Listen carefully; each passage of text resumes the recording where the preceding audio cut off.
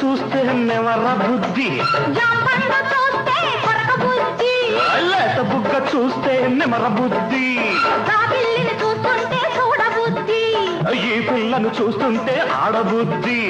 ఎందుకీ పాడబుద్ధి, అందుకే సన్నబుద్ధి. బుద్ధి మంచిదే పిల్ల, వయసు చెడ్డది, వయసు ముదిరితే పిల్ల పెళ్లి చెడ్డది. బుద్ధి మంచిదే పిల్ల, వయసు చెడ్డది, వయసు ముదిరితే పిల్ల పెళ్లి చెడ్డది. మల్లెపూలు, ఎర్రగాజులు,